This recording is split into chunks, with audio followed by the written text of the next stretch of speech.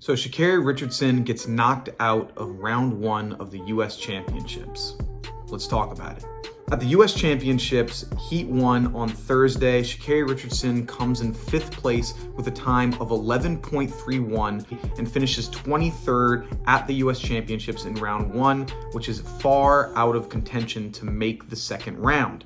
Before we get into what happened at the meet, let's talk about how we got here. Sha'Carri Richardson, Bowerman winner in 2019, NCAA champion in 2019, is one of the most prolific athletes coming into track and field that we've seen since Usain Bolt. She's got a bright personality, she wears fun colors, she talks her mind, she has a lot of fun, and the people love her.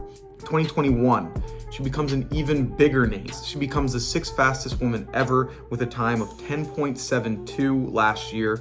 You now have people outside of track and field that are talking about her. You see her on ESPN, on NBC, on different podcasts. She's at the ESPYs, she's at Vogue, she's everywhere. At the Olympic trials, she kills it. She does really, really well. She ends up winning with a time of 10.87. But we then get a positive marijuana test that happens just after, which then disqualifies her from the Olympic trials and also puts in a 1-month ban, which means she is no longer eligible for the Olympics in 2021 in Tokyo. This was a shocker, to say the least. This was the lady that everyone was excited for. She was over news everywhere, and then to be seen that she is no longer allowed to compete at the biggest meet in the world was a shock for everyone, whether you're a fan or you weren't a fan of hers. It was something nobody really saw coming. Then she makes her return to the track a few weeks later after the Olympics at the Prefontaine Classic. And here, this is supposed to be the matchup of the century. We had Elaine Thompson-Herah, we had Shelly-Ann Fraser-Pryce, we had Shericka Jackson, all in the same heat. And then she goes in and loses, comes in last, ends up running in 11.14. And so that's where we were at for that season. Coming into 2022. So she started off her year pretty late. Her first competition wasn't until May 21st when she was running in Jacksonville. And so at that race, she runs in 11:37 and 11:27. Then she makes a return to Eugene. She goes back to the Prefontaine Classic where she is racing against Elaine Thompson-Herah. And so this was the big moment. Will she be able to redeem herself? What's going to happen? Shericka Jackson is also in this race. We have 2 of the top Jamaicans. Well, she returns and she does really well. She comes in 2nd place with a 10.92, only behind Elaine Thompson-Herah. She ends up edging out Shericka Jackson. And so it's looking like Sha'Carri Richardson is back. This is the lady that we are looking for. She is now returned to the track. She's back in true form. She then follows up that performance at Mount Verde in Florida with a 10.82 and a 10.73. Yes, it was windy, pretty windy, up to a 4.3 wind, but she still returned. And so people are like, all right, we got the old Sha'Carri back. And then to even double down on that, we saw on June 12th in New York, she runs a 10.85, coming in 2nd just behind Aaliyah Hobbs. And so now we've not only doubled down, we've quadrupled down here. And it's like, okay, we have the old Sha'Carri Richardson back. She ran a 10.85, 10.83, 10.82, 10.92. We've gotten 1, 2, 3, 4 straight races of her running sub 11. This is looking really good. Many people, myself included, had her not only making the team, but even medaling.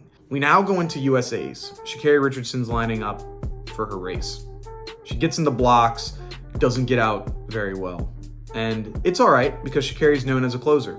And so she's not in the position we'd like her to be, but not many people are nervous for the first 10, 15 meters. It's also the opening round.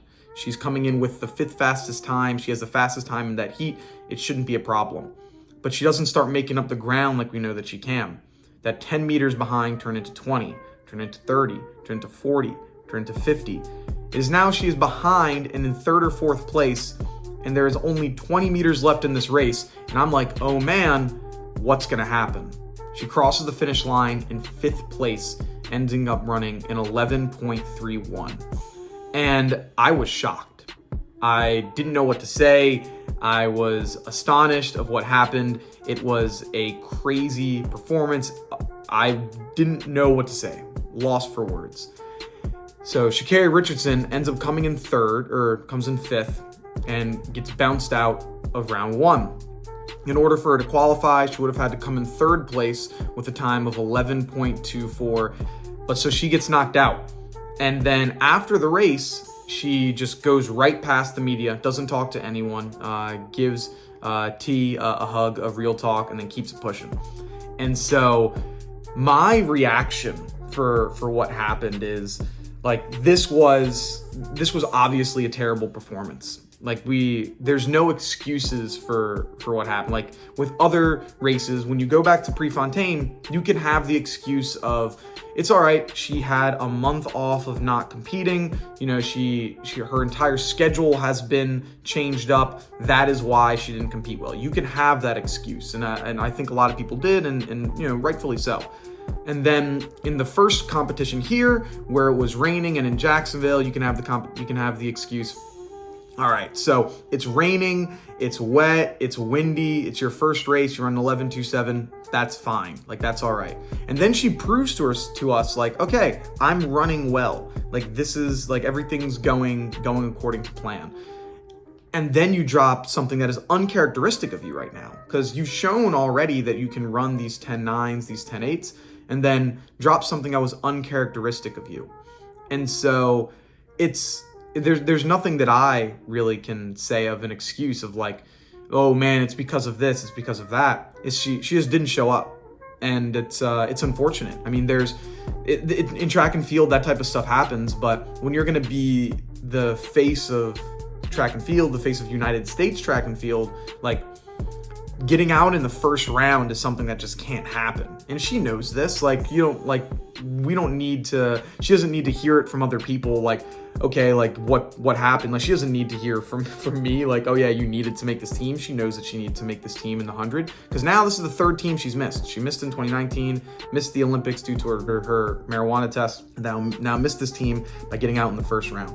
And so it's upsetting. I mean, as a Sha'Carri fan, as someone that really wanted to see her succeed and really wanted to see her go up against the Jamaicans again, and you know, potentially, you know, get some revenge there, it's upsetting for me, and I wanted to see how that was going to go down.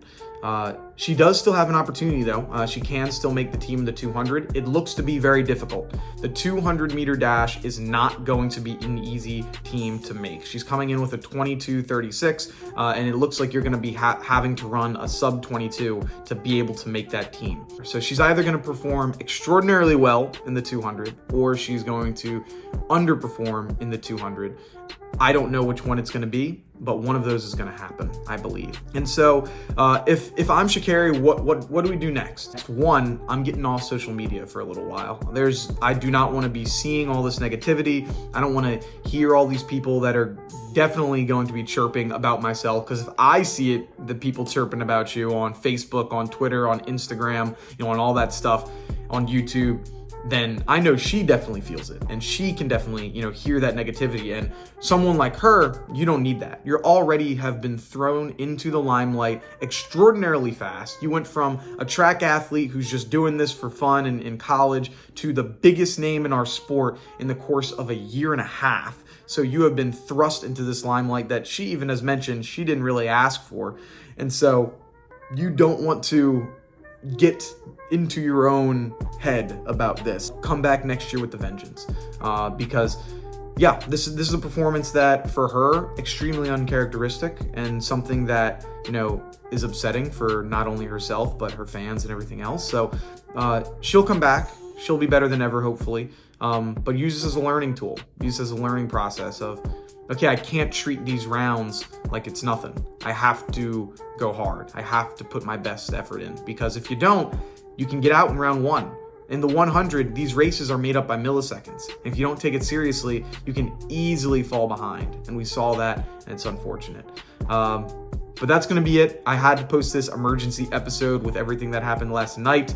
We will be doing live reactions and discussions of everything else in USA's. But tell me, what did you guys think of Sha'Carri's race? What do you think is next for her? And what else are you excited for with USA's? That's going to do it for us here. Have a good one. Peace.